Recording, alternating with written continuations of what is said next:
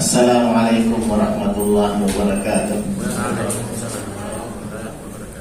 Alhamdulillah wa syukurulillah, wassalatu wassalamu ala asyrafil anbiya'i wal mursalin wa ala alihi wa sahbihi ajma'in. Alhamdulillah, kita bersyukur kepada Allah Subhanahu wa ta'ala karena pada hari ini kita bisa melakukan satu kegiatan menjelang memasuki tahun ajaran baru 2023-2024. Kita laksanakan acara ini, saya sebut pelatihan, tetapi yang paling cocok barangkali itu pengenalan. Karena apa yang mau dilatih ini, karena yang kita baru ini melangkah kepada pengenalan implementasi kurikulum Merdeka IKN. Karena terus terang kita di yayasan ini, khususnya di Satuan Pendidikan SMP, jadi terus terang kita sebelumnya memakai sebagaimana sekolah-sekolah lain itu kurikulum 13 ke-13. Jadi ini memang baru kita ini. Awalnya saya memahami seperti dibilang umpamanya IKN yang dia ini semua kelas padahal baru kelas 7. Jadi saya siap-siap itu sudah mau merubah rapor, bilang semuanya rubah sampai kelas 3 padahal kelas 7 dulu bertahap. Jadi rapornya itu saya mau ini bikin modifikasi. Halaman pertama pelajaran umum, halaman kedua pelajaran agama, kemudian ada nilai-nilai di bawahnya berkaitan dengan kedisiplinan dan segala macam. Itu yang sebenarnya. Dan itu setelah saya diberitahu, dia bilang masih kelas 7, padahal saya baru ingat. Alhamdulillah. Jadi untuk kelas 8 dengan 9 kita masih memakai K13, walaupun sebenarnya sudah bisa bertahap kita memakai ini kurikulum kurikulum Merdeka. Jadi ini adalah sesuatu yang baru menurut kami. Hanya kita juga di yayasan ini tidak bisa menafikan bahwa kita tidak mau ikut juga dengan yayasan. Karena beliau tadi ini menyampaikan, ya silahkan pelajaran umum Anda ikut dengan dinas pendidikan, tapi pelajaran agama ikut dengan yayasan. Sehingga betul-betul dia bilang, ini kan kita punya semacam pemikiran ke depan ini, bahwa ya ada beberapa oknum di Indonesia ini yang menginginkan ini agama hilang daripada pendidikan. Ya, beliau tadi memberikan penjelasan, dan mudah-mudahan kita di Alistra ini kalau umpamanya itu hilang, dia bilang agamanya di pelajaran umum, ada pelajaran agama yang memang tetap diajarkan di dalam yayasan ini. Itu seperti itu arahannya. Nah, alhamdulillah tadi ya sebenarnya kita mau bikin acara ini mulai dari jam 8, tetapi yayasan yang menginginkan kita rapat dulu, jadi kita pindahkan ke jam 1.30. Jadi itu barangkali sekedar pendahuluan. Terus terang pemateri kita 2 sebenarnya, hanya Pak Andi Baso ini sedang punya tugas ada surat tugasnya ke Jakarta.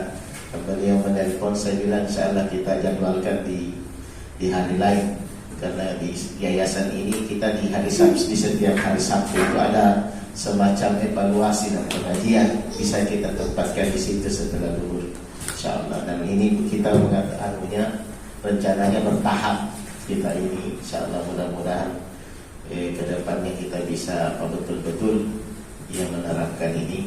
Walaupun saya terus terang ya kita modifikasi sedikit. Ada modifikasi yang perlu kita ini sesuai dengan iklim kita di Yayasan Al-Islam. Itu barangkali yang ini.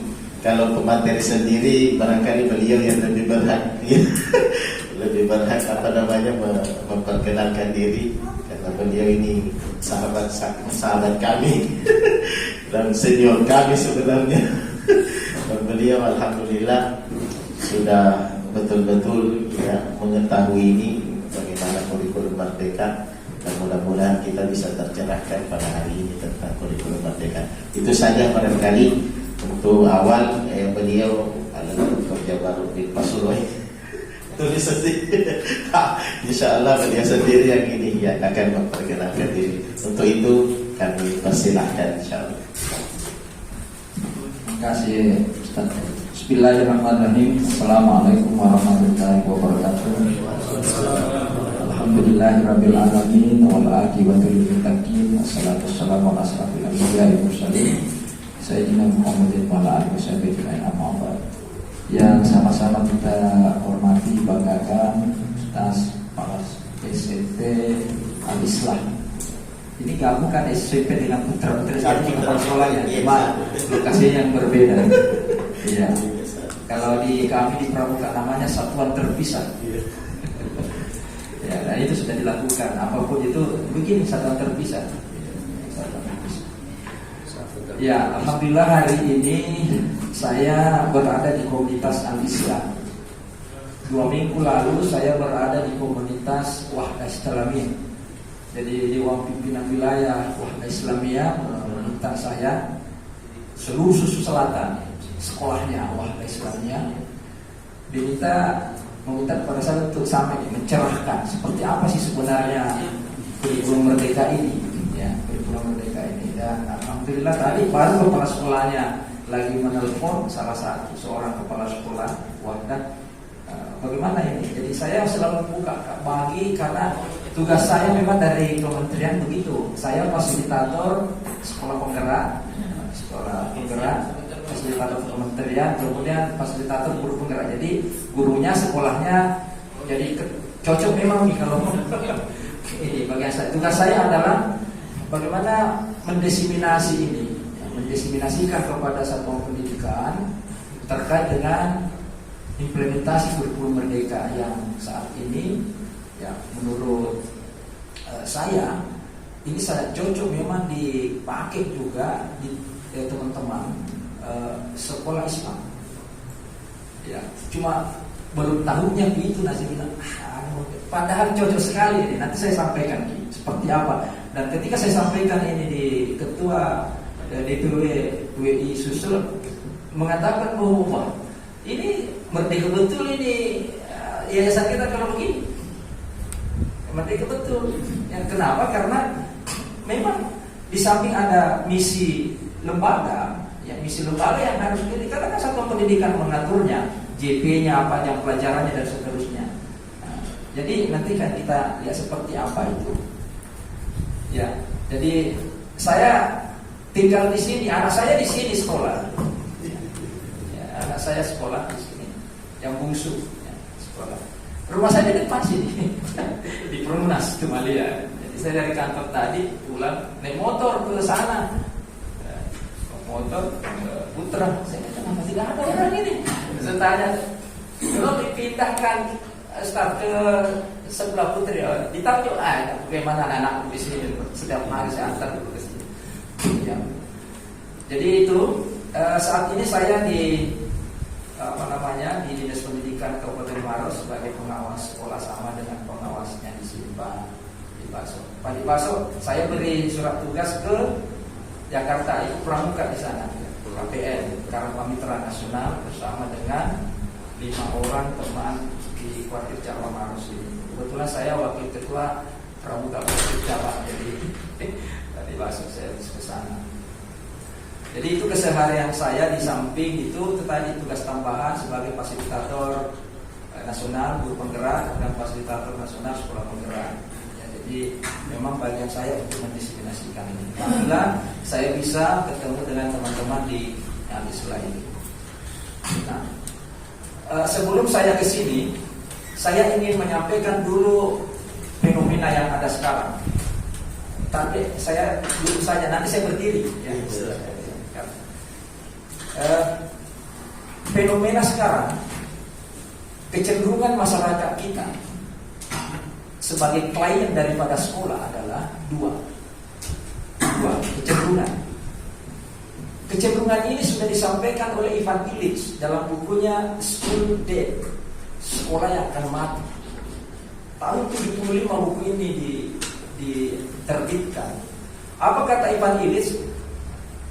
Dia katakan begini, suatu saat nanti di abad 21, abad ini, ada sekolah yang akan menjadi punah dan menjadi museum saja. Jadi museum saja. Kenapa? Karena tidak mampu mengikuti kecenderungan masyarakat.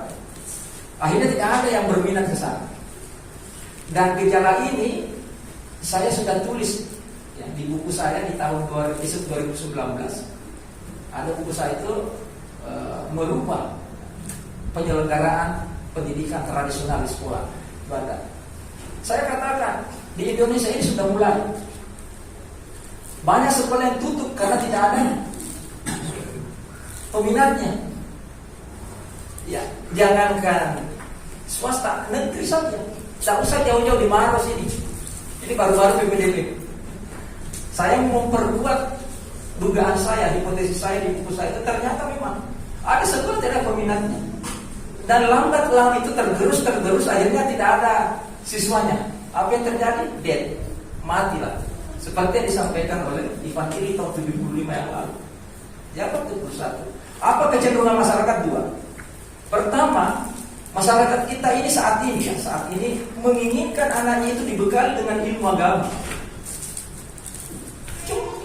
Satu. Selaras dengan itu, mereka juga menginginkan anaknya tahu dengan pengetahuan umum. Lalu, segmen sekolah mana yang melakukan hal ini? Islam terpadu. Cuma lihat, segmen sekolah mana yang melakukan dua hal ini, kecenderungan ini? Dasar agamanya bagus, pengetahuan umumnya bagus. Segmen negeri tidak ada kecenderungan agamanya di situ. Yang tadi disampaikan kekhawatirannya. Pak Yayasan, kata Yayasan. Oleh karena itu, ini perlu ditangkap. Peluang ini harus ditangkap oleh lembaga pendidikan Al-Islam. Al-Islam. Oleh karena itu, hal ini harus diselaraskan. Saya membaca bukunya itu, kenapa Islam terpadu itu ada. Saya berumut ke bawah karena penasaran kenapa ini bisa ada. Luar biasa perkembangannya di Indonesia ini. Saya cari bukunya.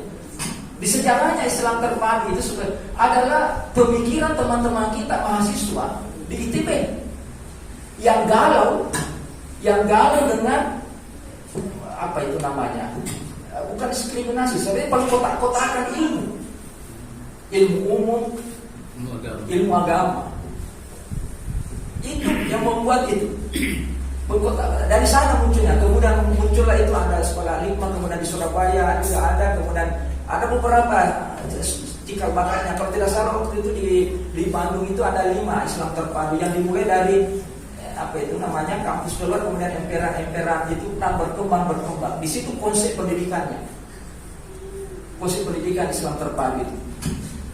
Nah, hanya dulu Islam terpadu itu adalah menambah yang pelajaran yang memperkuat ya umum itu dengan ilmu agama.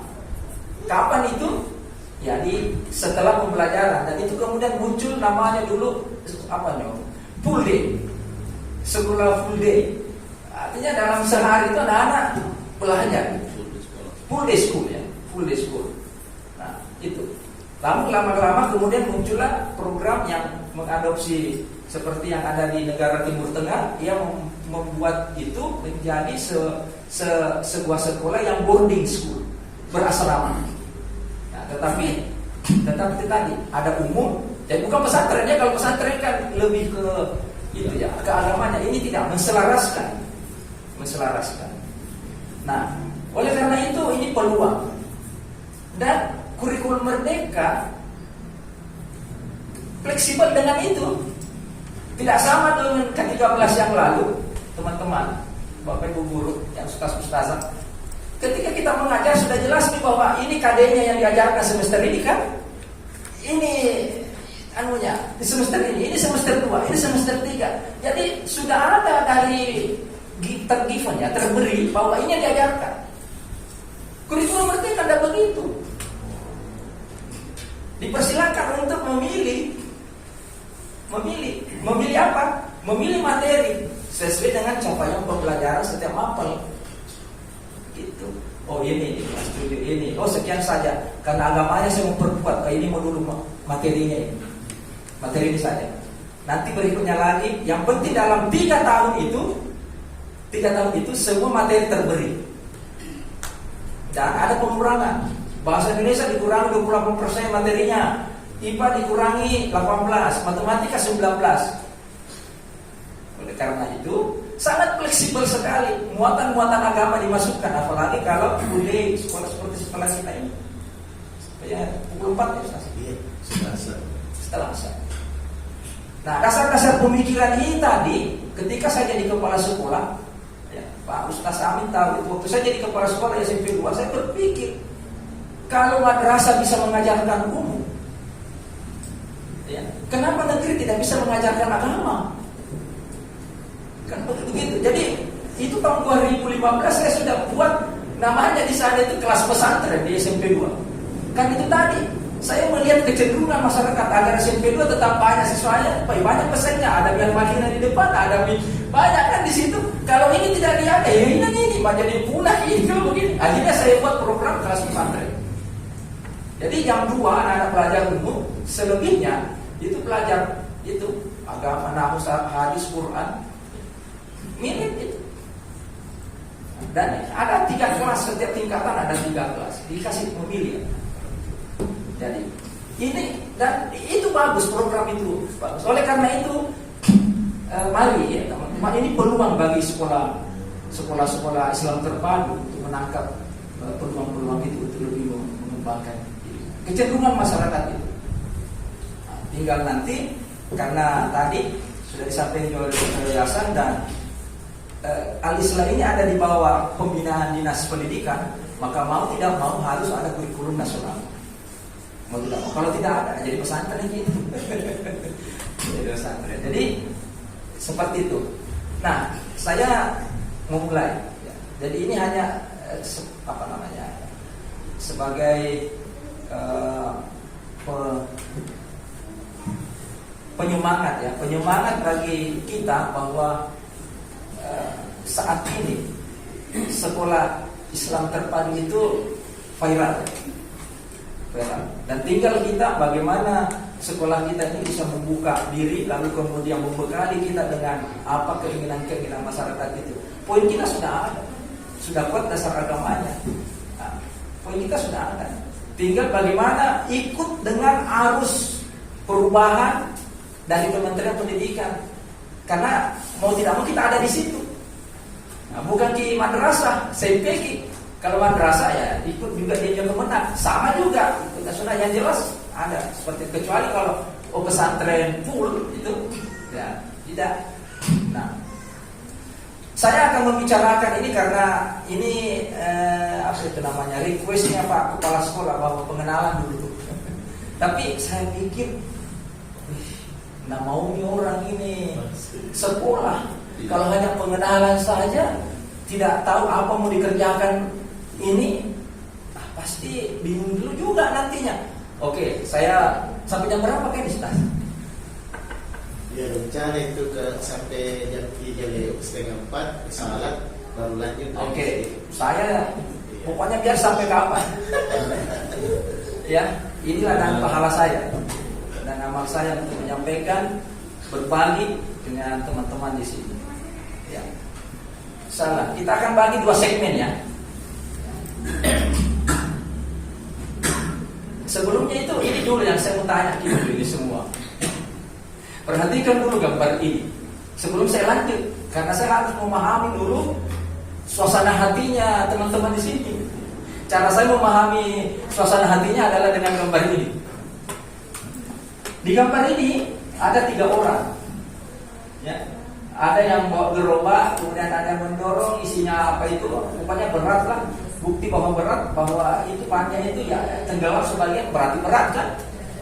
Baru ada 1 orang lagi menawarkan sesuatu yang kayak roda itu. Apa jawabannya orang ini? No thanks. Oh tidak, terima kasih. Terus yang satu, yang basi. Saya sibuk. Nah, saya sibuk. Nah, saya ingin tanya, Itu yang kita anggap saja itu yang bawa apa namanya? Yang bawa itu kayak unggara itu. Kira-kira apa dia katakan? Sehingga ini mengatakan, oh tidak, terima kasih. Sejak mengatakan kamu terlalu sibuk.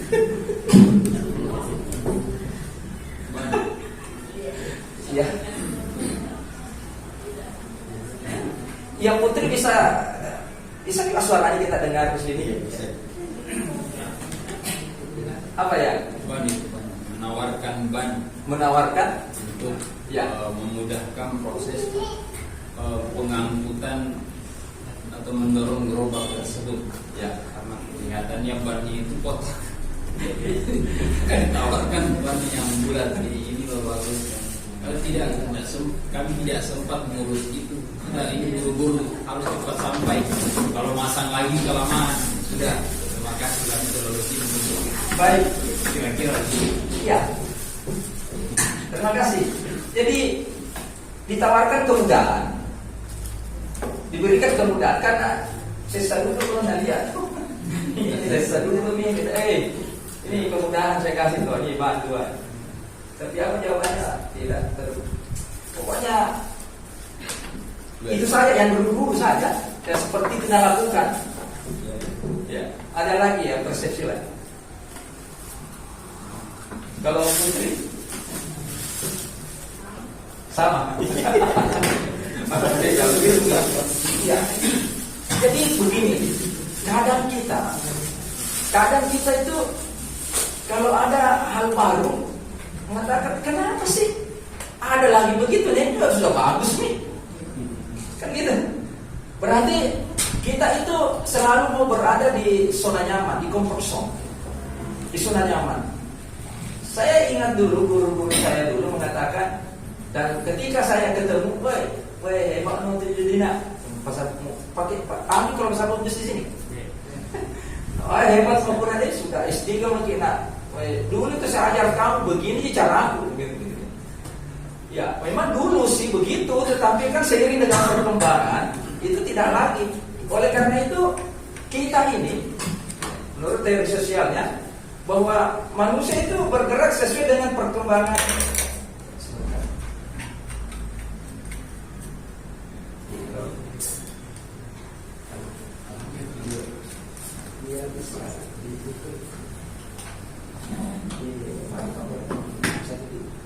Sudah dulu.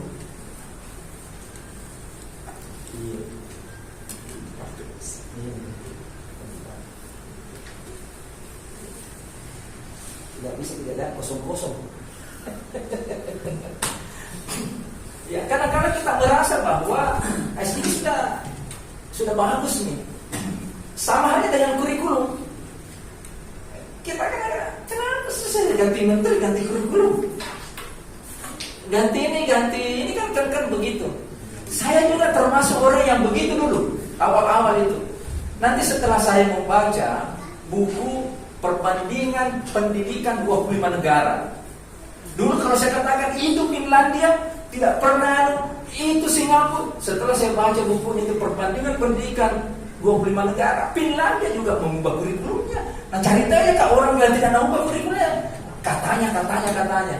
Saya cari bukunya, ternyata dia ubah juga. Memang tidak diganti, diubah, direvisi. Kita juga tidak pernah mengganti kurikulum nasional, hanya merevisi. Yang diganti itu namanya, karena orang Indonesia itu suka sekali bikin nama-nama. Kalau negara lain itu, kalau kurikulum nasional semua. Kita itu sudah KTSP, kurikulum merdeka lagi. Nanti mungkin ada lagi kurikulum yang lain namanya lagi, tetapi sebenarnya itu yang direvisi. Jadi hal-hal yang sudah ada di kurikulum K13 itu diperbaiki, termasuk dengan perbaikan pembelajaran, perbaikan materi-materi di situ yang membuat anak-anak kita berkarya, tidak textbook. Itu yang banyak diubah. Baik, itu ceritanya. Nah, sekarang kita masuk di sini. Saat ini, ya maksudnya saat ini adalah kurikulum 2013. struktur kurikulum yang kurang fleksibel, jam pelajaran ditentukan per minggu. Coba begitu, mengikatnya dulu. Pokoknya jam pelajaran per minggu itu ya, pasti kalau di sini pasti berubah, pasti berubah dimodifikasi. Kalau di negeri itu pokoknya 40 JB per minggu. Itu dipatok itu, dipatok. Ya. Jadi strukturnya kurang fleksibel, pokoknya dipatok. Bahkan per minggu ini yang harus mengajarkan. Semester ini yang dulu. Saat ini struktur kurikulum yang lebih fleksibel, jam pelajaran ditargetkan untuk dipenuhi dalam 1 tahun. Jadi bukan lagi per minggu, tapi per tahun. Bahkan bisa per fase 3 tahun, kalau Desember itu 3 tahun. Nah, ini fleksibel. Yang saya katakan tadi, ini tidak perlu diajarkan ini karena rasa-rasanya tumpang tindih sama yang teman-teman yang mengajarkan kayaknya sudah mengajarkan di kelas 7 dulu ini. Kenapa lagi di kelas 8? Mungkin ada yang pernah melihat dia itu. Nah, hal-hal yang begitu itu tumpang tindih kan. Nah, itu dirampingkan semua. Yang kedua, kurikulum lama itu materi terlalu padat sehingga tidak cukup waktu untuk melakukan pembelajaran yang mendalam dan yang sesuai dengan tahap perkembangan peserta didik. Sangat padat. Saya jalan-jalan ke negeri tetangga di Malaysia, Singapura. Saya diinapkan di asramanya. Kebetulan ada bukunya itu di situ. Nah, saya ambil bukunya. Saya buka, kebetulan seorang IPA, langsung sains juga saya. Ini sahabat saya orang IPA. Saya buka, ini pelajaran kelas 7 ini kalau di Indonesia. Itu di sana sudah tingkatan 5. Tingkatan 5 itu berarti sudah mau ini kelas 9. Bayangkan itu tingginya kita punya, baru tipis sih. Kita di sini coba lihat bukunya. IPA saja kelas 1 tahun per semester. Matematika per semester. Coba oke. Apa iya mampu semua diserap anak kita itu?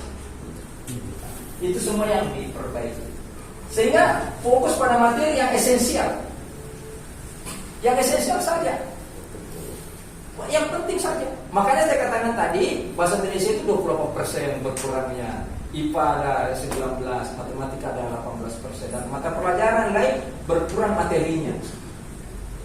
Karena hanya ini esensial.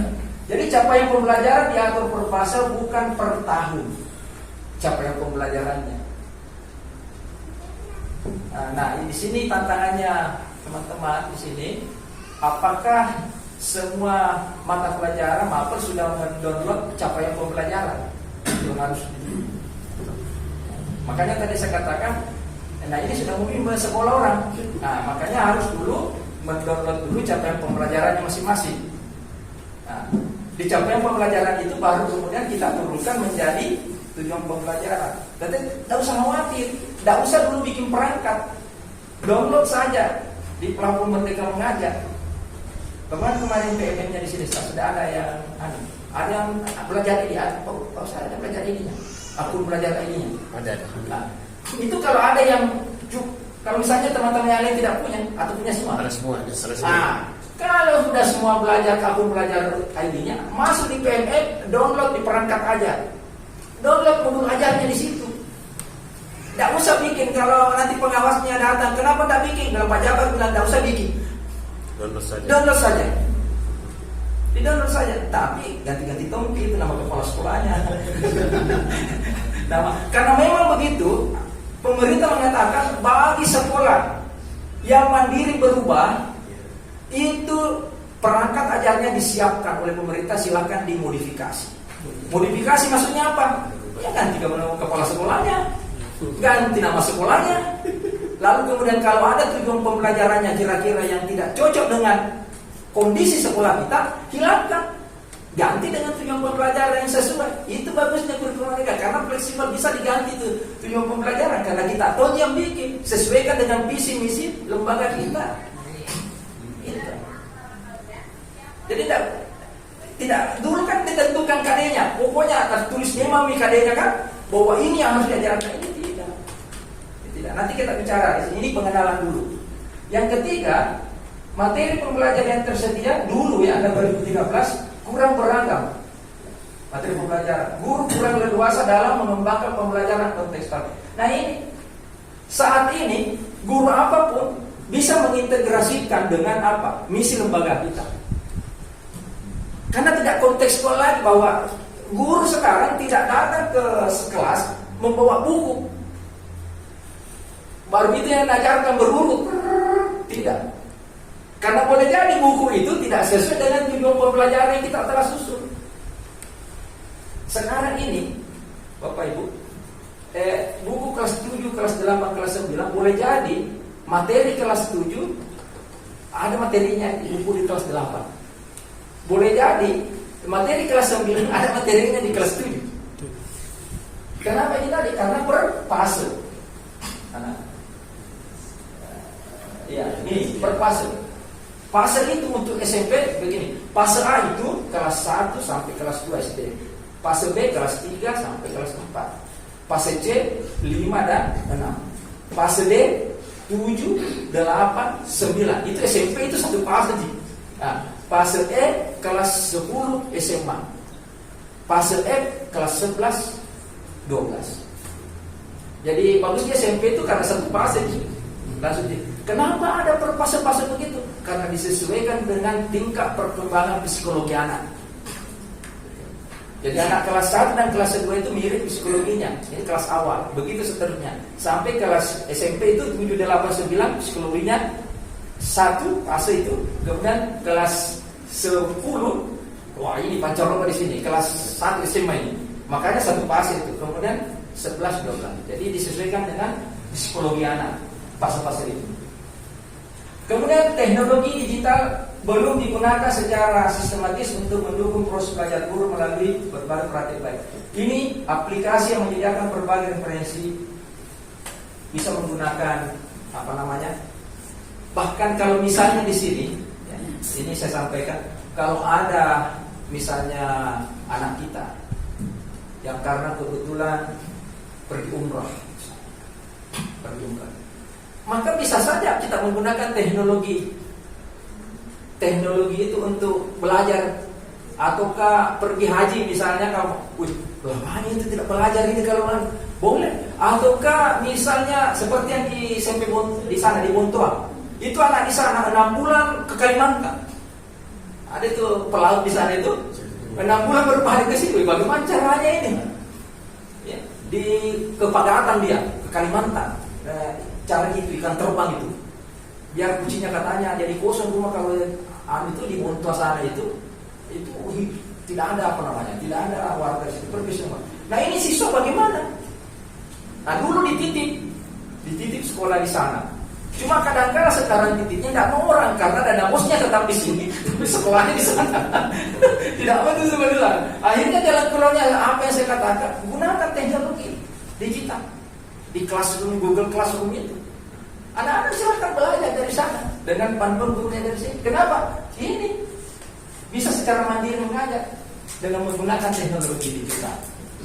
Jadi itu fleksibilitas. Dulu itu dianggap tidak boleh begitu, tidak bisa. Yang penting anak terlayani pendidikan. Nah, Bapak Ibu, tahun ini sejak tahun 2021, 2022, 2023 sebenarnya kurikulum merdeka itu adalah opsional. Jadi saat ini kurikulum nasional Indonesia, kurikulum nasional kita masih kurikulum 2013. Saya ulangi. Kurikulum nasional kita tahun 2023 ini masih kurikulum 2013, K13. Jadi kurikulum merdeka yang saat ini kita menerapkan adalah opsional. Bisa memilih, masih bisa memilih kurikulum 2013. Sekarang sekolah masih ada kan? Bahkan masih ada sekolah yang menerapkan kurikulum darurat waktu pandemi. Silakan. Dan ada sekolah yang seperti kita ini yang tahun ini kita menerapkan kurikulum merdeka. Kenapa ini kita mencoba untuk ke sini? Karena mau tidak mau, suka atau tidak suka, ikhlas atau tidak ikhlas, tahun depan sudah mau kurikulum merdeka itu diterapkan sebagai kurikulum nasional. Oleh karena itu kita belajar memang belajar supaya nanti ketika diterapkan kita sudah terbiasa dengan itu. Nah, jadi ini sejak anunya ini Pak, namanya sejarah tidak perlu saya jelaskan. Dia ini nanti 2024 ya, penetapan kebijakan kurikulum nasional berdasarkan evaluasi terhadap kurikulum pada masa pembelajaran. Ini secara teoritis dan saya jelaskan. Nah, ini saja. Sebenarnya kenapa sih harus diubah itu kurikulum? Apa keunggulannya itu kurikulum merdeka? Karena hari ini kan sifatnya dikenalkan saja, pengenalan. Kemudian nanti saya juga bisik-bisiki lewat telepon. Nanti tunjukkan di situ apa bedanya kurikulum 2013 dengan kurikulum 2024. Nah, nanti sih kita tunjukkan juga. Tadi sudah ada bola di sini. Yang pertama keunggulannya adalah lebih sederhana dan mendalam. Jadi fokus pada materi esensial. Jadi nanti ketika terterapkan ini mungkin ada yang hilang ini karena memang hanya materi esensial. Kemudian belajar menjadi lebih dalam, bermakna, tidak terburu-buru, ya, dan menyenangkan. Kan biasa begini. Kalau sudah ada pengumuman dari kepala sekolah, 2 minggu depan semester. Kadang-kadang belum habis ini materiku. Namun semester orang. Apa yang dilakukan? Pokoknya dalam 1 kali pertemuan langsung 2 bab dibahas. Terburu-buru. Karena bukan disalahkan gurunya, tetapi yang disalahkan adalah kurikulumnya yang terlalu banyak. Biar sebenarnya tidak diajarkan ke anak itu bisa tidak dapat, tahu, diajarkan. Kenapa begitu ya? Sangat luas. Ya ini fokus sederhana mendalam, ya, sehingga tidak terburu-buru. Yang kedua, lebih merdeka. Nah ini lebih merdeka. Peserta ini tidak ada program ini untuk SMA ya. Jadi nanti di SMA juga itu tidak ada lagi peminatan. Kan dipasang anak IPA ini gitu. Kemudian guru mengejar sesuai tahap capaian dan perkembangan peserta didik. Nah ini guru mengajar sesuai tahap capaian. Ada namanya di kurikulum merdeka teaching at the right level. Anak kita itu diajar sesuai dengan capaian belajarnya. Kan biasa itu di ruang guru teman-teman guru bisik-bisik ya, itu si A masa begini saja tidak tahu ya, begitu. Guru IPA misalnya bilang begitu, terus datang guru bahasa Indonesia ini tidak di mata pelajaran bagus itu anak kan biasa begitu tuh. Kenapa kita berpikir begitu? Karena kita menganggap anak kita itu sama semua. Padahal anak itu beda-beda capaian pembelajarannya. Kita saja di sini, kalau anak disuruh di sini menyanyi, pasti dia bilang lebih menangis kan daripada menyanyi. Kan begitu?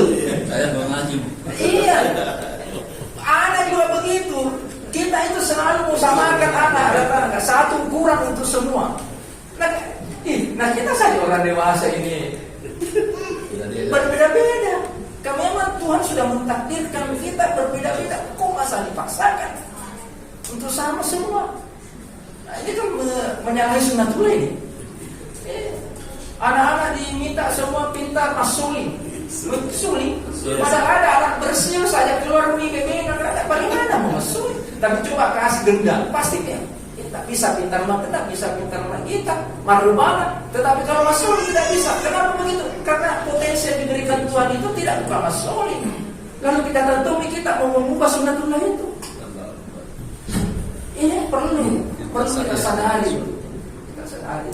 Bahwa anak kita, makanya yang dimaksud di kurikulum merdeka tidak Pak diberikan karena sesuai dengan itu kodrat anak kita, potensi yang diberikan. Guru IPA tidak boleh memaksakan siswanya menjadi Einstein semua. Ya, begitu juga dengan guru-guru yang lain. Ya. Itu guru. Kemudian sekolah. Sekolah memiliki wewenang untuk mengembangkan. Suruh mengembangkan. Apa pengembangannya? Sesuai dengan misi yayasan kita, lembaga kita. Mengelola kurikulum dan pembelajaran sesuai dengan karakteristik satuan pendidikan. Terbuka. Jangan sampai kenapa begitu? Ini dasarnya. Dan sesuai dengan karakteristik sekolahku dan peserta didik. Nah, ini juga yang peserta ini tadi. Ya. Jadi saya kira kalau kita sudah paham semua tadi apa yang saya ketemu anak-anak kita itu, dan guru mengajar itu teaching the right level, guru mengajar sesuai dengan level kesiapan anak, tidak stres gitu. Tidak stres, dan tidak ada cerita-cerita tadi di ruang guru seperti tadi itu. Dan ketika anak kita berikan sesuatu kita dan hasilnya seperti itu, langsung kita begini mentor juga punya. Apalagi kalau sudah berulang-ulang nih. Biasa kan biar begitu tidak tahu juga. Nah biar malaikat yang datang pun mengalir mentor juga begitu anak. Memang begitu. Teaching the right way. Nanti ada bertanya, Pak, jadi bagaimana nilainya nanti itu? Kan tidak ada BKKM. Iya, Tidak ada kriteria ketuntasan minimal. Jadi berapapun nilai anak itu yang dikasih. Dan tidak mutlak itu yang harusnya tampilkan. Contoh, ini banyak saya protes di sekolah-sekolah umum. Misalnya guru bahasa Indonesia, materinya taruhlah itu sastra, puisi. Disuruh anaknya menulis puisi, kan ada tuh, ada kan di bahasa Indonesia menulis puisi kan? Menulis puisi. Ada itu anak, Pak, seumur-umurnya sampai meninggal mungkin tidak bisa menulis puisi. Kenapa? Karena ilusinya, ilusinya itu tidak bisa berhalusinasi begitu lah. Tidak bisa bersastra. Jadi bagaimana pun tidak bisa. Tetapi ketika misalnya anak itu disuruh baca puisi, bisa. Menulisnya tidak bisa, tapi membacanya bisa. Jadi begitu kita tawarkan. Kalau kita kasih nilai anak menulis puisi dan itu kita nilai, pasti ada anak yang kesulitan. Tapi kalau anak mengatakan, Pak, saya tidak bisa menulis puisi, terus bisanya di puisi apa, nak? Membaca puisi. Oke. Nanti bacakan puisinya temanmu, itu yang kita nilai, Pak. Ada juga anak bilang, Pak, saya tidak bisa menulis puisi, tidak bisa tongkang membaca puisi. Jadi apa paling kau mendengar? Bila mendengar saja puisi. Ada apa-apa, nak? Dengar misalnya puisinya nanti itu mau nak bacakan, nak? Tetapi tulis apa kandungan makna dari puisi yang didengar itu. Kan begitu. Puisi itu kan ada maknanya.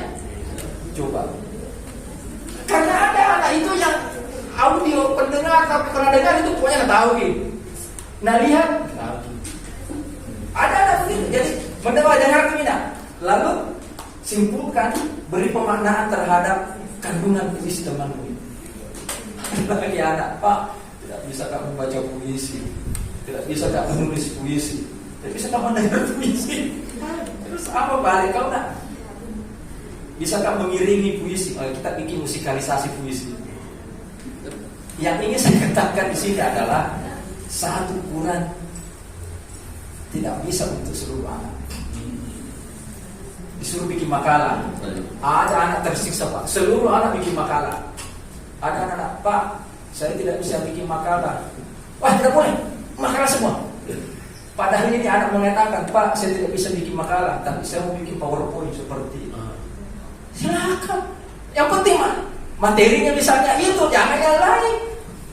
Begitulah cara mengekspresikan hasil belajar anak. Tidak bisa sama kita.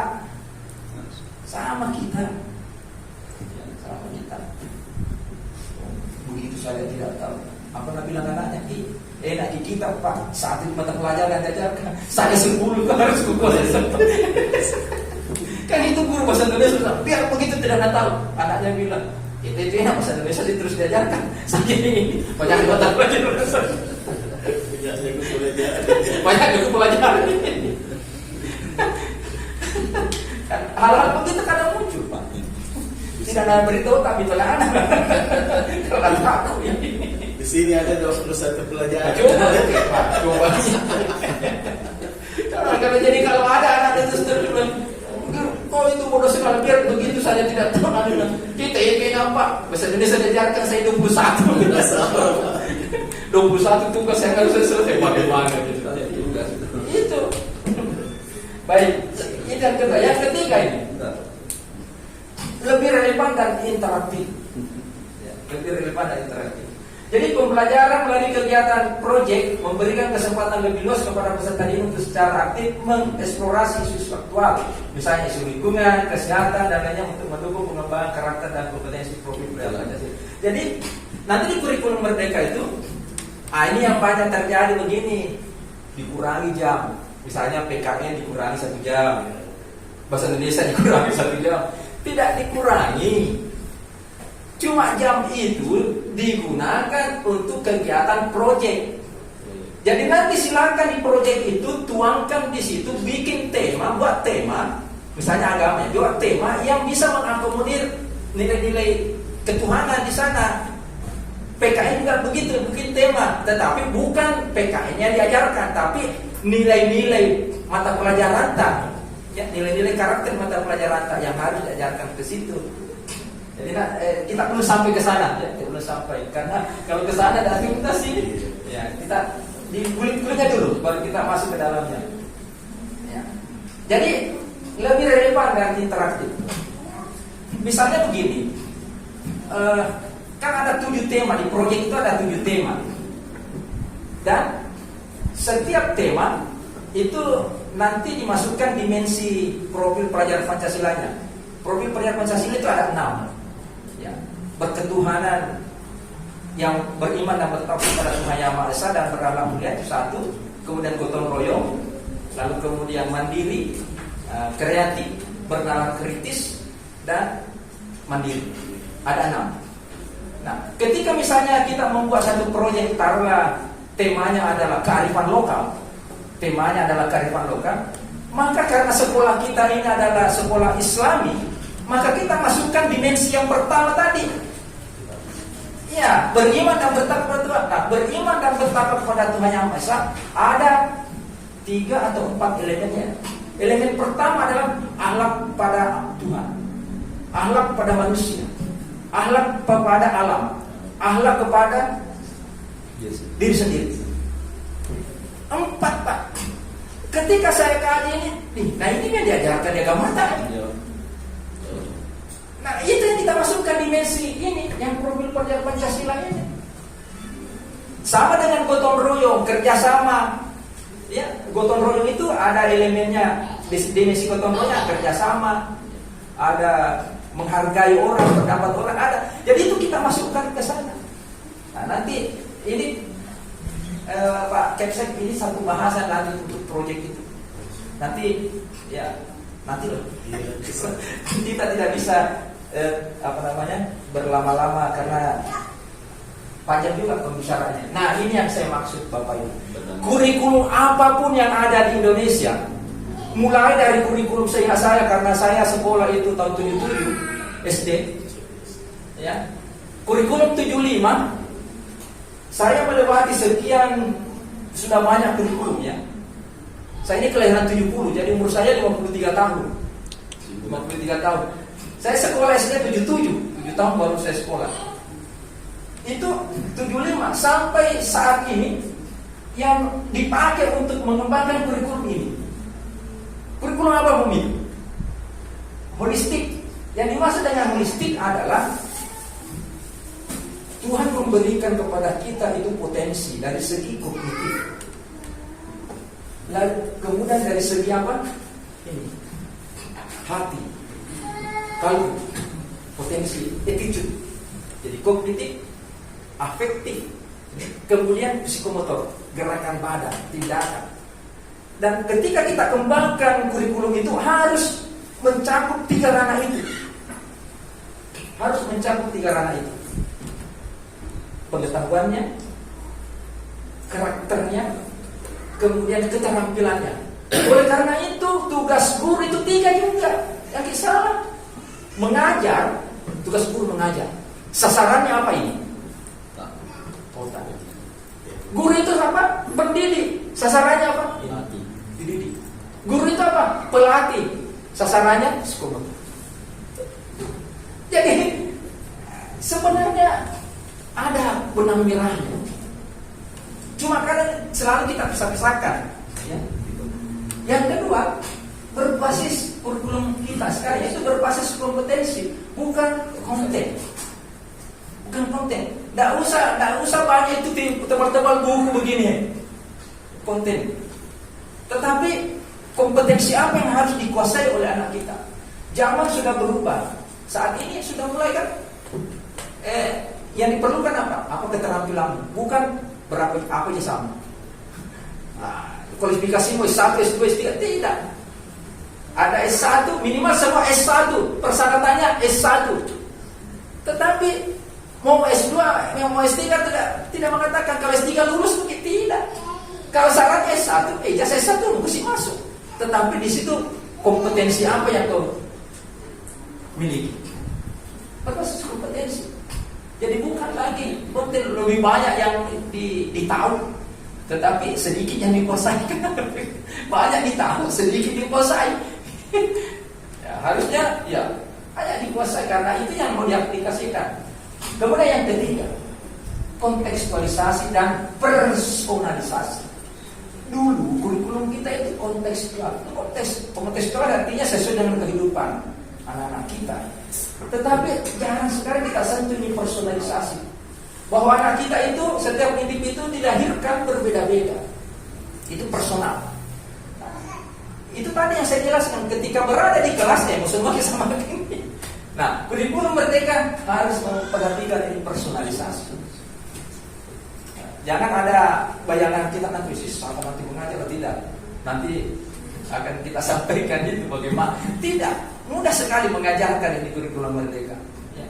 Jangan mengatakan katanya harus tidak individunya siswa. Ada yang ini, ada ini. Jangan sudah dikali ke sana lagi, ke sini lagi. Oh tidak, kita ini bukan malaikat bersayap atau superhero seperti Superman.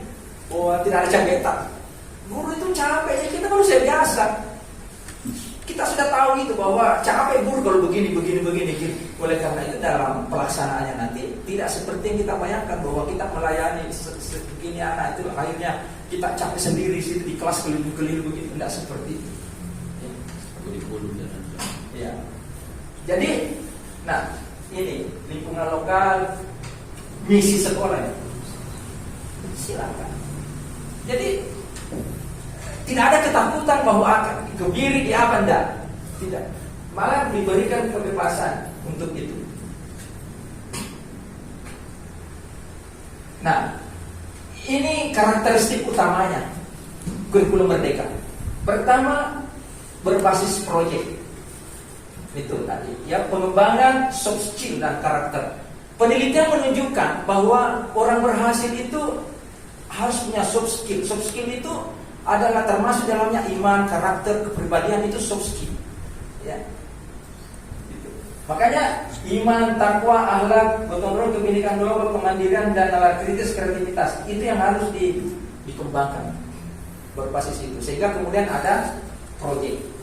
Kemudian yang kedua fokus pada materi esensial. Ya, sudah dijelaskan tadi seperti literasi dan numerasi.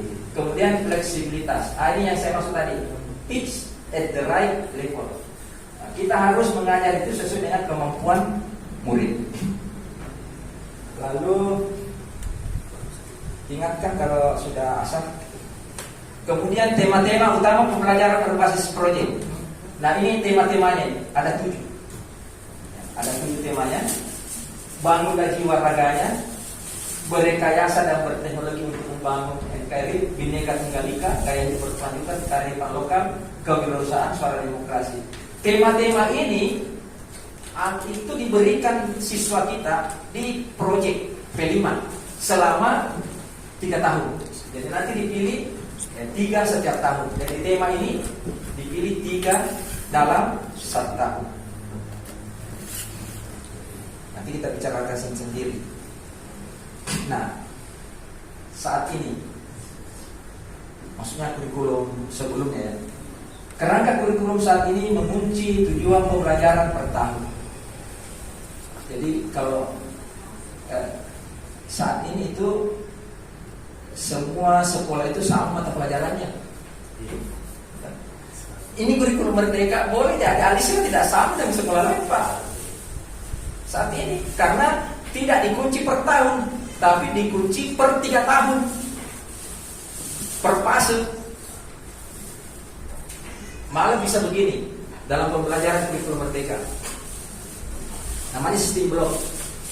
Semester ini hanya bahasa Indonesia, bahasa Inggris, IPS, matematika diajarkan untuk semester 1. Boleh. Nanti semester 2 mata pelajaran lainnya. Itu namanya sistem blok. Nah, bagi swasta bisa ini. Bagus sekali. Apalagi kalau tidak ada sertifikasi. Nah, iya. Jadi blok namanya. Yang kita lakukan saat ini namanya pendekatan mapel. Pendekatan mapel. Dalam 1 semester diajarkan semua mapel. Nah, ada juga pendekatan namanya pendekatan tematik. Ini yang digunakan SD. Tematik. Ya, yang dulu kan jadi tematik itu bisa gabung 3 mata pelajaran. 1 tema tapi 3 mata pelajaran di situ. Tematik. Boleh juga namanya pendekatan terintegrasi. Maksudnya terintegrasi, tujuan-tujuan pembelajaran yang saling terkait itu disatukan menjadi 1 mapel. Jadi beberapa mapel, sebenarnya 10 mapel kan? Nah, terus tujuan pembelajarannya ini saling terkait, jadikan 1 mapel. Jadi satu guru itu bisa mengajar mapel, ada semua di situ tujuan pembelajarannya. Tapi itu kan butuh waktu, tapi ada yang menggunakan dan hasilnya juga bagus. Itulah diberikan kebebasan kepada sekolah untuk merancang sendiri seperti apa. Dan banyak sekolah swasta itu yang menerapkan tidak lagi mapel, karena itu tadi memperdalam. Yang banyak yang gunakan itu di blok. Jadi kalau 10 mapel langsung 5 mapel setiap semester tuntas. Pokoknya itu tidak dapat honor yang lain. Itu honor di sini. Di Anustas di blok kelas 7 ya. Itu yang kelas 8-nya yang guru lain tadi. Oh begitu. Ya, sertifikasi stas kayak saya. Iya, tapi di kelas 8, misalnya di kelas 7 kita, ya, di kelas 7 kita mengajar ini semester ini IPA. Tunggu di 24. Tunggu 24 kan. Kalau kelas 8 itu. Oh ya itu di 24-nya itu. Bisa. Ada masa kan? Tapi ya kalau mau mata pelajaran silakan. Tapi akan ke sana itu silakan memilih ya. Itu bebasnya, merdekanya. Kemudian struktur kurikulum saat ini mengunci jam pelajaran per minggu. Jadi ya berikutnya begitu. Nah sekarang kurikulum merdeka menetapkan jam pelajaran per tahun agar sekolah dapat berinovasi dalam menyusun kurikulum dan pembelajarannya. Itu begini. Itu di Bone Pak. Saya mendampingi sekolah di sana tahun 2021 itu 9 bulan. Itu di Bone. Kalau bulan ini nih, tidak belajar di sana Pak. Latihan gerak jalan semua. Rangkaiannya semua itu. Itu 15 Agustus. 1. Di Bali itu sedikit-sedikit ada sih acara keagamaan, acara budaya, liburan. Oleh karena itu, dengan sedemikian bervariasinya kita, maka diberikan kebebasan bagi kita untuk menetapkan jam pelajaran per tahun. Jadi misalnya semester ini, banyak libur yang semester ini. Kalau begitu jam pelajarannya sedikit mau. Itu per semester itu. Ya. Tapi nanti di semester 2-nya kasih banyak-banyak karena kan diikut per tahun. Jadi 1 tahun itu harus selesai sekian jam pelajaran itu. Ya, tapi kita boleh mengatakan semester ini sekian dulu. Tapi nanti pada berikutnya banyak-banyak supaya berlimpah. Kalau sekarang tidak, pokoknya sama. Sama. Nah, dilihat mungkin ada sekolah mengatakan kayaknya kalau ada acara yayasan ini kalau begini, jangan dulu ini karena libur ke 1 bulan misalnya Ramadan kan. Libur total ke Ramadan. Jam pelajaran di situ kurangi. Akhirnya tidak materi yang di situ tidak menghambat materi karena memang dikurangi JPTA. Nanti di lewat itu setelah semester berikutnya tidak ada Ramadan dan tidak libur itu ditambahin di situ. Nah, Bapak Ibu teman-teman sekalian, jadi begini. Yang diberikan kementerian itu pusat itu di sini, sampai di sini saja. struktur kurikulum itu sudah diatur bahwa mata pelajaran ini yang diajarkan seperti seni budaya dan prakarya digabung. Jadi sudah tidak ada lagi seni budaya, yang ada seni dan prakarya itu digabung. Yang kedua, bertambah mata pelajarannya. Apa itu? Informatika. Informatika. Jadi itu struktur kurikulum. Kemudian apa lagi? Capaian pembelajaran. Ini capaian pembelajaran berlaku 3 tahun. Berlaku 3 tahun. Kalau dulu kan 13 kelas 1 ini tujuannya tuh kelas 2 ini, kelas 8 ini, kelas 9 ini. Nah, kalau ini kurikulum merdeka tidak, capaian pembelajaran selama satu fase 3 tahun. Tinggal nanti sekolah memilih, memetakan, oh ini nanti di kelas 7 ini mau saya ini saja, di kelas 8 ini, di kelas 9 ini. Begitu. Kita yang bebas, makanya boleh jadi tetangga sekolah kita capaian pembelajarannya beda dengan kita. Karena tergantung dari satuan pendidikan memetakan. Kan dulu kan tidak sampai kadek-kadeknya kita ditentukan semua oleh pemerintah kan. Ini tidak. Kayaknya ini sesuai, ini mau kita deh. Ini kelas 7, ini kelas 8, ini kelas 7. Sehingga hal yang pertama yang harus dilakukan oleh teman-teman sekalian, para ustaz dan ustazah adalah mendownload capaian pembelajarannya per mata pelajaran. Mendownload itu. Nah, lalu dari capaian pembelajaran itu dibuat tujuannya. Nah, oh ini tujuan pembelajaran di kelas 1, ini tujuan pembelajaran di kelas 8, ini kelas 9. Kita yang tetapkan itu. Jadi kayaknya kelas 7 jangan terlalu banyak. Silakan. Yang penting semua tujuan pembelajaran tadi dan itu terpenuhi dalam satu fase 3 tahun. Kita bebas menentukan. Nah, hanya memang kadang-kala ya sebahagian sekolah selalu mau diberi, selalu mau ada contoh, ada kayaknya itu mau deh. Nah, kalau begitu keinginan pemerintah untuk memberikan kebebasan kepada sekolah kembali lagi satu patron saja, karena teman-teman juga di lapangan selalu mau seragam gitu. Nah, ini kita hindari itu supaya memang betul-betul disesuaikan dengan misi sekolah. Jangan lagi seragam semua. Jadi sekolah kan beda-beda tujuannya. Nah, yang harus dilakukan oleh satuan pendidikan ini yang dibawa ini, yaitu perangkat ajar. Bebas sih memilih buku teks. Bebas. Contoh modul ajar per mata pelajaran itu ada di platform Merdeka. Silakan di-download di situ, disesuaikan dengan tujuan pembelajarannya. Kemudian contoh panduan proyek ada juga, tinggal di-download. Kemudian apalagi contoh kurikulum satuan pendidikan KWSP-nya ada juga. Kemudian apalagi di sekolah, yaitu satuan pendidikan memiliki keluasan bentuk. Nah ini memilih atau memodifikasi perangkat ajar. Silakan. Jadi misalnya ibu bapak teman-teman nanti mendownload di PNM ada bentuk ajar, telaah dulu lihat mata pelajaran banyak ada cocok di alis ini. Ganti modifikasi. Itu yang dimaksud. Jadi silakan. Ada aturannya berapa modifikasi ini ada. Ada di panduan. Jadi memilih atau memodifikasi perangkat ajar dan contoh kurikulum operasional yang sudah disediakan. Jadi kalau Pak website belum ada KUSPETA, ada contoh bisa diberikan. Ya, ada contoh diberikan. Silakan modifikasi sesuai dengan visi misi sekolah, tujuan sekolah, tujuan ini, kemudian apa programnya, kemudian masukkan semua 21 mapel ya. Iya, nah, masukkan semua di situ di KUSPETA. Masukkan. Kemudian menyusun sendiri perangkat ajar sesuai dengan karakteristik peserta tadi. Nah, ini sesuai dengan Kepmen tahun 2021. Nah, ini SMP, kita lihat SMP saja.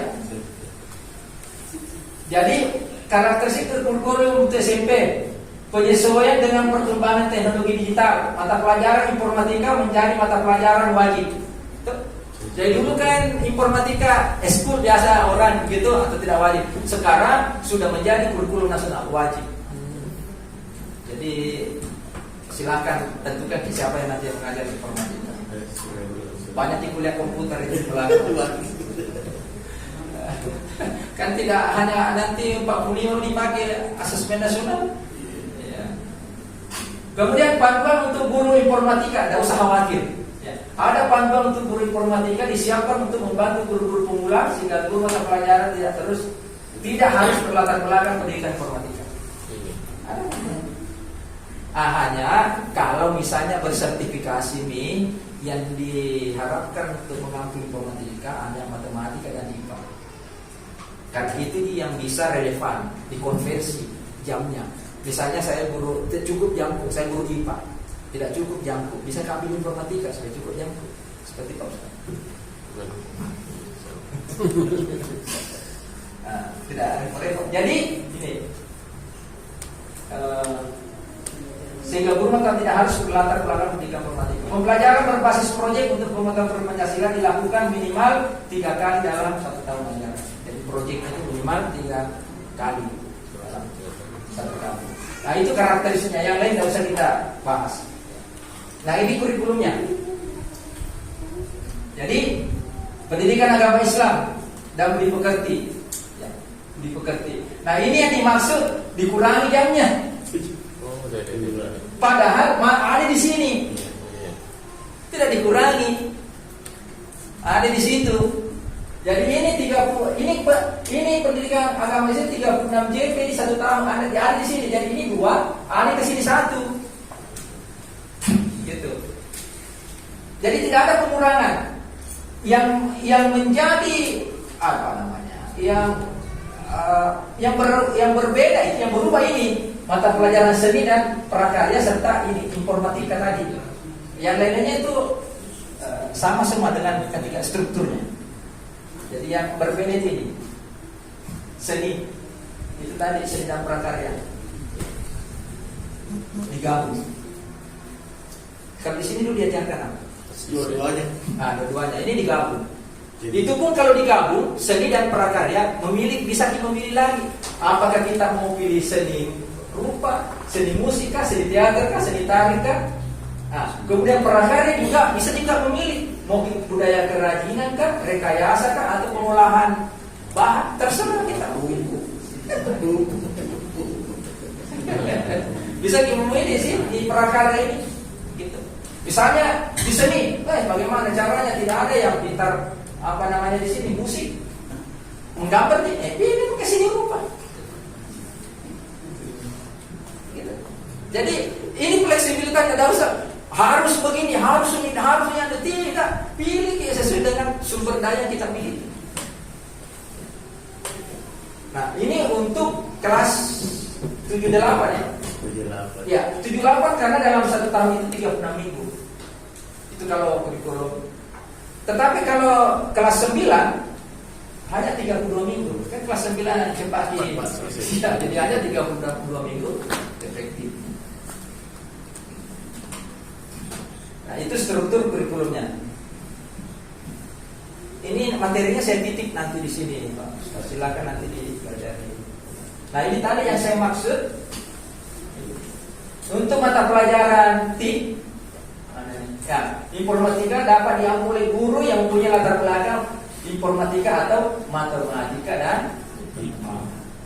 Kalau misalnya guru tersebut kurang jam dan bersertifikasi. Oke, masih ada. Nah, bagaimana implementasinya? Kita di sini mandiri berubah. Mandiri berubah.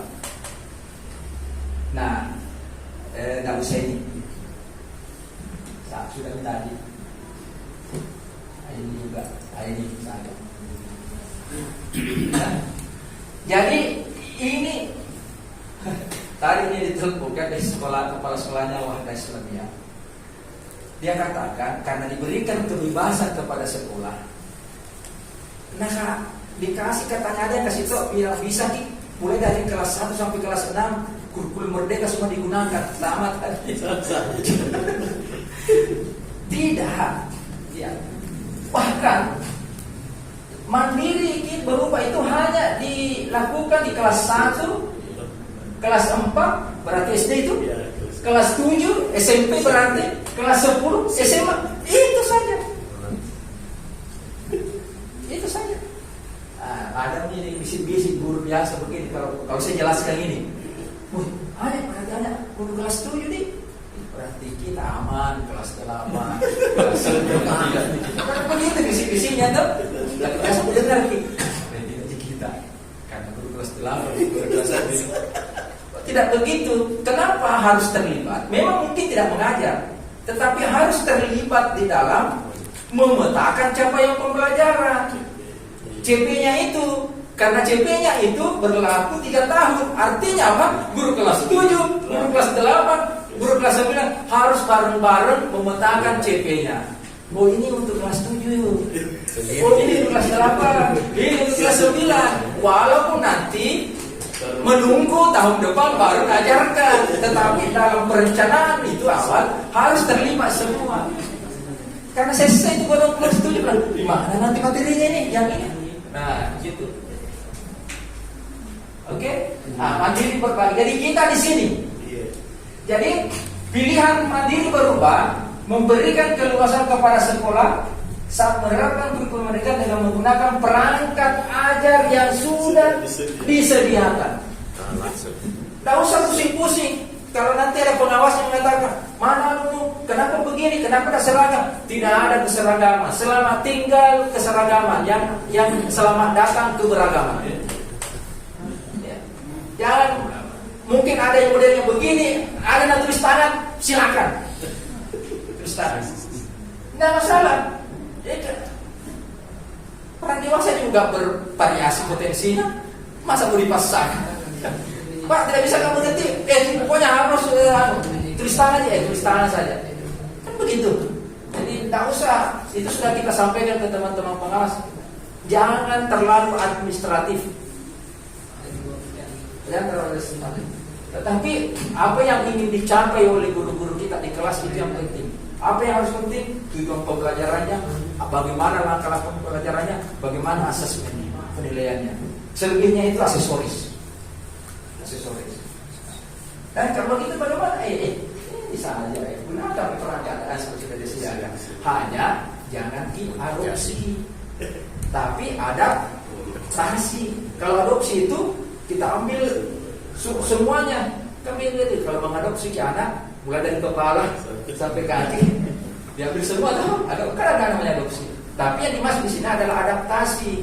Diadaptasi sesuai dengan karakteristik sekolah. Jangan sampai modul ajarnya sekolah Kristen di harus diadaptasi sesuai dengan karakteristik. Nah, ini yang penting yang saya sampaikan untuk sesi pengenalan kurikulum. Sampai di sini ada yang ditanyakan. Biasanya itu kalau narasumber mengatakan sampai di sini ada yang ditanyakan, mau istirahat itu.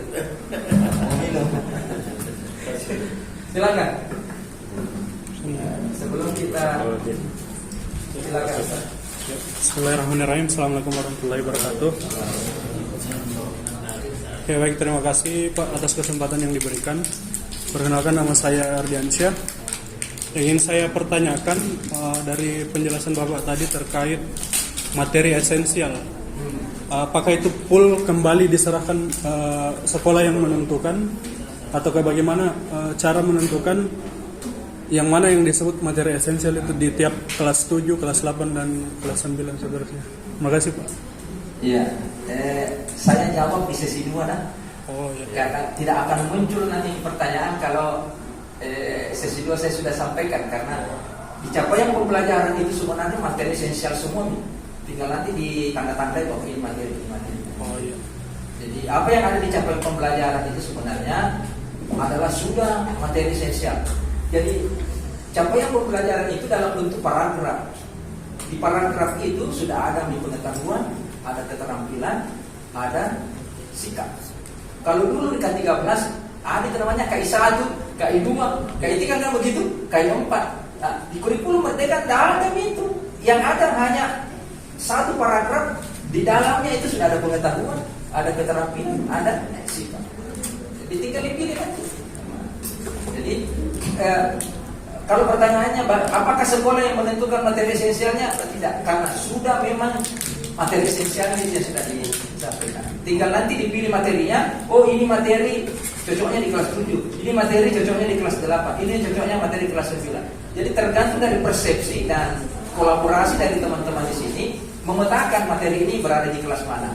Ya. Itulah yang membedakan dengan satuan pendidikan lain, karena pasti beda-beda cara memetakan.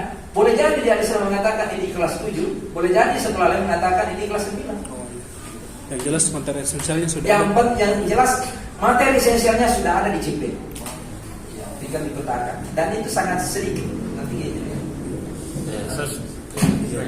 Ya. Jadi ini kan pasnya 3 tahun. Ya. Ya, satu fase 3 tahun, 7, 8, 9. Ya. Berarti memang dari awal tahun itu, tahun pertama memang CP ini sudah jelas untuk 3 tahun ke depan. Iya, di CP sudah 3 tahun. Cuma kita tidak tahu yang mana diajarkan di kelas 7, yang mana diajarkan di kelas 8, yang mana diajarkan di kelas 9. Oleh karena itu tugas guru-guru yang memetakan. sisa Iya, pemahaman. ini kelas 7, ini kelas 8, ini kelas 9. Jadi kalau dulu jelas nih, jelas bahwa ini kelas 7, ini kelas 8, ini kelas 9. Kalau ini tidak, diserahkan kepada sekolah. Oleh karena itu boleh jadi di kelas 7 sedikit, karena kita tidak pilih materi hanya sedikit. Itu tadi, kayaknya ini agak-agak di sini deh, agak-agak banyak kegiatan lah, apa materi sedikit. Ya, terkait dengan tadi itu pertanyaannya, jadi semua di CP itu materinya adalah sudah materi yang esensial, dipetakan. 7 kelas 8 Jadi kurikulum operasional sekolah ini berlaku 3 tahun ya. Satu kali bikin itu 3 tahun pencapaiannya ya. Bukan Ya. per tahun seperti biasa. Oh enggak, gini. Di kurikulum operasional satuan pendidikan terdiri dari 4 bab. Bab pertama, bab pendahuluan yang berisi tentang karakteristik satuan pendidikan. Di situ dibahas tentang apa karakteristiknya di Islam. Kemudian di pendahuluan juga berisi tentang visi, misi dan tujuan. Itu bab 1. Nah, sampai di sini itu ajak sampai 5 tahun, tidak bisa diubah-ubah. Oh, 2 tahun ya. Itu. Tetapi bagian bab berikutnya, bab 2 dan bab 3 per semester boleh diubah. Kenapa harus diubah? Kenapa diubah? Karena di bagian bab 2 itu berisi tentang pengorganisasian pembelajaran, berisi tentang apa? 1, berisi tentang kegiatan intrakurikuler yang mengatur tentang mata pelajaran apa yang diajarkan, ya, berapa jam diajarkan, itu intrakurikuler. Berisi apa lagi? Berisi tentang proyek penguatan proyek pelajaran Pancasila di pengorganisasian itu. Berisi tentang ekstrakurikuler. Nah, manakala berjalan 1 semester, sekolah menganggap bahwa kayaknya ini tidak cocok, ini ada, kita harus ubah ini. Ada dievaluasi 1 semester ya, 1 semester. Kayaknya diubah. Silakan diubah semester berikutnya. Itu bisa diubah. Ya. Termasuk bab 3-nya. Bab 3 itu adalah perencanaan pembelajaran. Yang berisi apa? Di situ berisi tentang pemetaan CP. Jadi CP, pemetaan CP yang berisi apa yang kita sering dengar, alur tujuan pembelajaran, itu berisi di situ. Kalau menganggap bahwa salah dulu dah, misalnya begitu dah, salah dulu. Kenapa dikasih di kelas 7 itu materi ini? Harusnya di kelas 8. Silakan diubah. Bisa diubah. Jangan terlarut di dalam kesalahan itu. Tidak bisa diubah. 1 tahun korban siswa yang korban itu. Silakan diubah per semester boleh diubah. Yang tidak bisa diubah itu tadi. Karena bab 1 karakteristik sekolah kan tidak bisa berubah itu. Kemudian visi sekolah, kan visi sekolah itu ditinjau setiap 5 tahun kan, itu tidak bisa diubah. Misi sekolah dan tujuan. Ini tujuan 4 tahun ke depan atau 5 tahun ke depan. Itu jangan diubah setiap tahun. Masa visi dulu per semester. Nah, Yang berubah itu di pengorganisasiannya dan perencanaan. Satu Ustaz. Ya. Jadi mengenai nilai kan ada KKM. Jadi bagaimana kalau ada guru kasih 20 Nah, gimana itu? ya. Apa dasarnya memberikan 20? Ya. Dari mana? Tes tertulis? Apa? Kan begini, seluruh bentuk penilaian. Bentuk penilaian itu kan banyak. Bentuk esai, ada berbentuk karya, ada yang berbentuk itu. Boleh jadi anak kita itu dalam suatu lingkup materi dikasih tes. Boleh jadi anak kita itu 20. Tetapi ketika anak kita disuruh membuat suatu produk di lingkup materi itu, boleh jadi tinggi. Oleh karena itu, Bapak Ibu di kurikulum Merdeka jangan menggunakan satu bentuk asesmen yang kita andalkan tes tertulis. Kasihan itu ada itu anak Pak tidak bisa menghitung itu menjawab soal tertulis. Tapi kalau didikte juga biasa itu Pak bagus sih. Ataukah disuruh membuat sesuatu yang terkait dengan itu. Ada satu praktek baik salah satu sekolah yang saya kunjungi ketika ujian. Apa pertanyaannya? Apa yang Anda ketahui tentang sujud? Misalnya kita agama kan tentang sujud. Anak-anak itu sujud itu ada 3 misalnya, ada sujud sahwi, ada sujud tilawah, ada sujud syukur, misalnya begitu kan? Sujud syukur ada bla bla bla bla, sujud ini bla bla bla. Tapi ada anak hanya 2 sempurna. Di situ kelihatan itu anak. Jadi pertanyaannya begitu, apa yang Anda ketahui tentang ini? Apa yang kita ketahui? Panjang semua. Karena ada anak itu tidak bisa sama saja kita itu. Karena waktu saya SMA dulu, saya frustasi.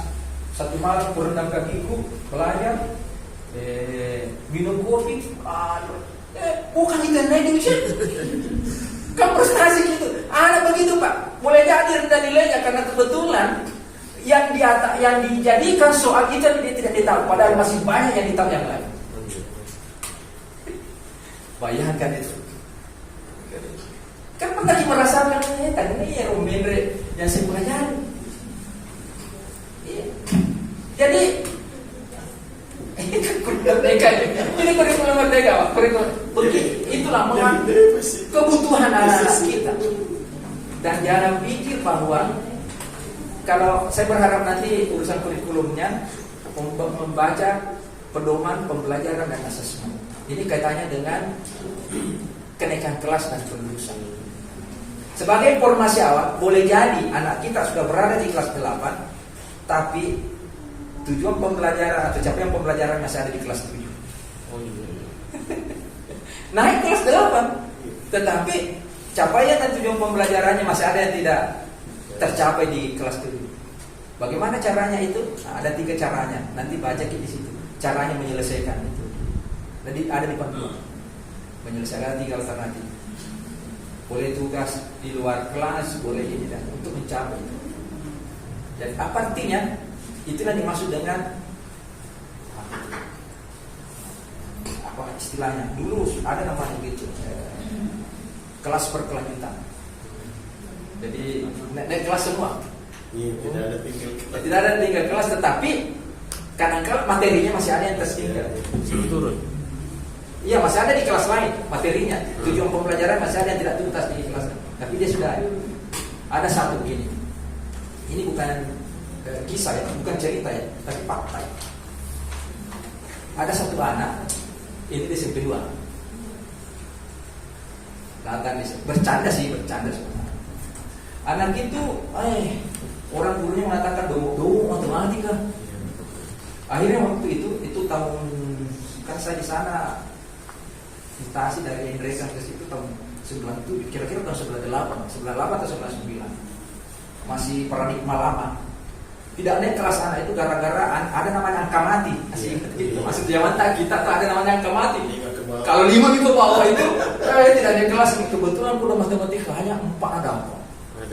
Yang lain bagus. Tapi gara-gara matematikanya 4 tidak naik kelas. Tiga, sabar Tuhan. Setelah saya jadi kepala sekolah, anak itu datang. Saya terharu sekali kalau pasien menceritakan.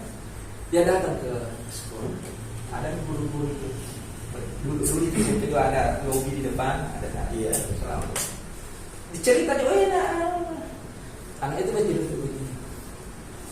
Seandainya bukan karena guru matematika aku dulu, mungkin masa kerja aku lebih panjang, tidak cepat pensiun.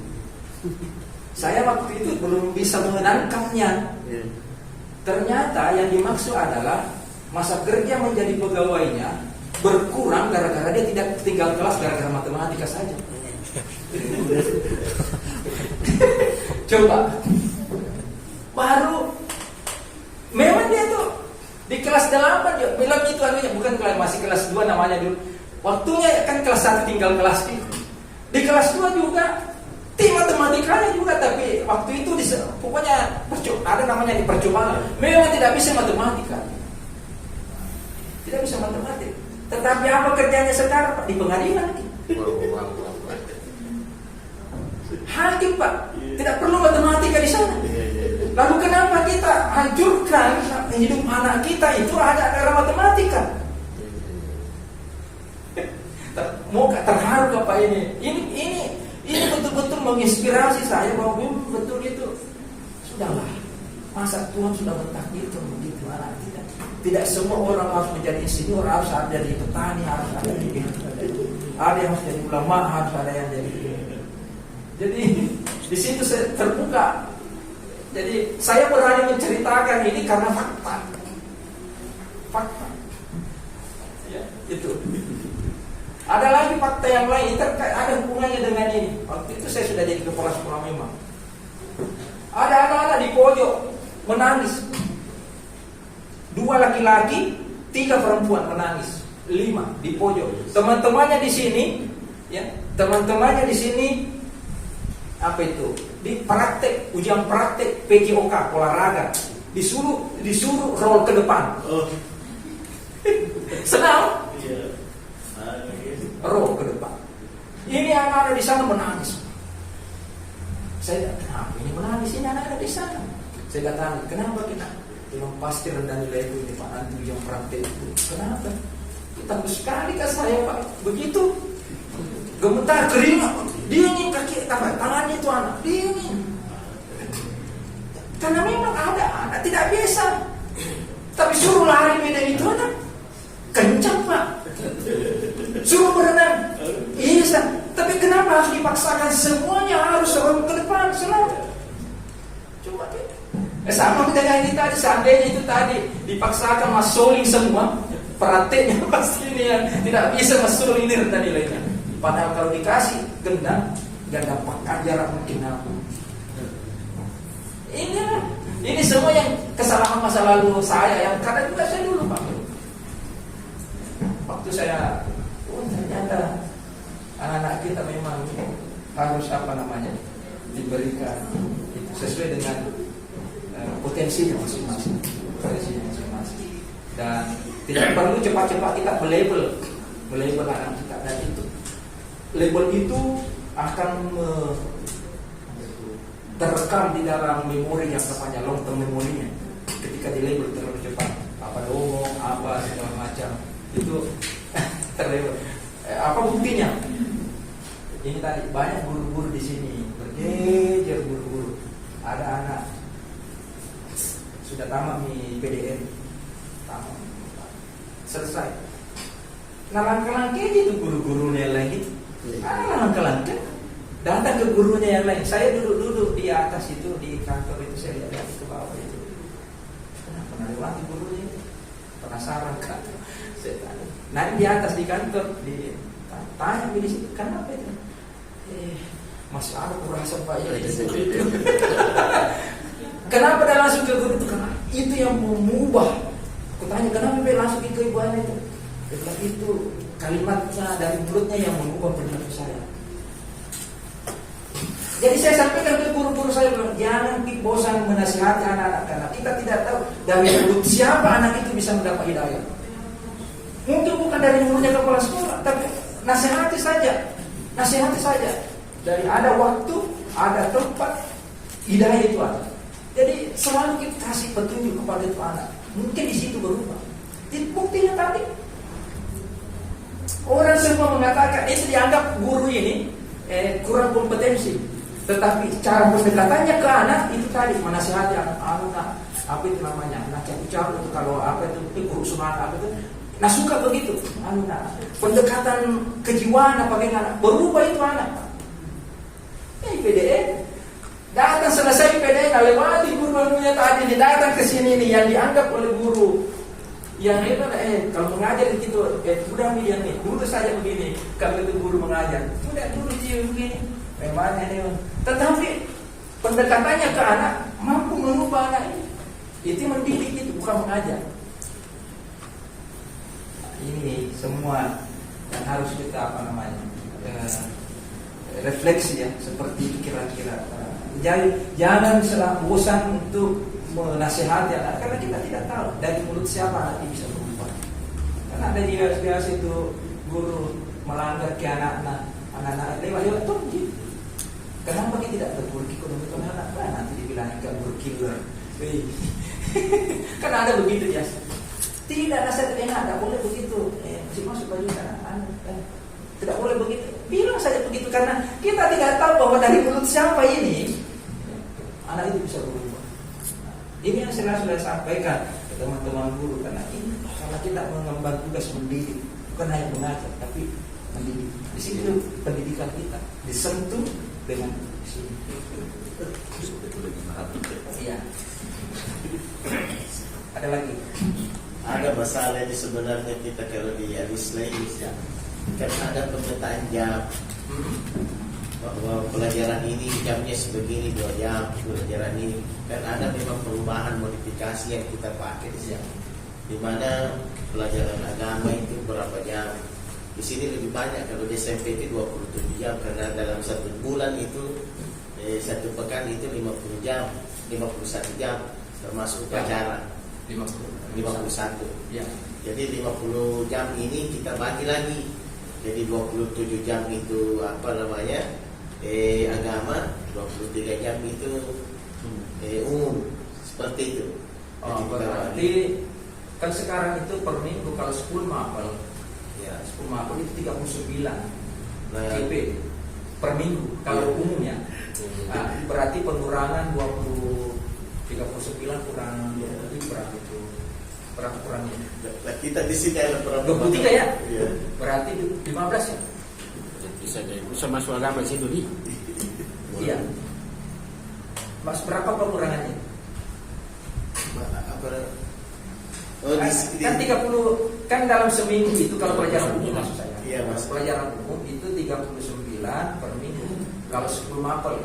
Iya. Kan tidak ada jumlah di sini. Ada mulok, tapi muloknya kita kan di sini bahasa Inggris. Sebenarnya bukan mulok, tapi masuk dia daftar. masuk mantel. Ya. Bahasa Arab muloknya kita di sini, tapi itu bahasa Arab terpecah 4 lagi. Masuk di umum atau masuk di 27 tadi? Masuk di agama. Oh, masuk di 27. Iya, 27. Oke, berarti 23 kan? 51 atau 50 pas? 50.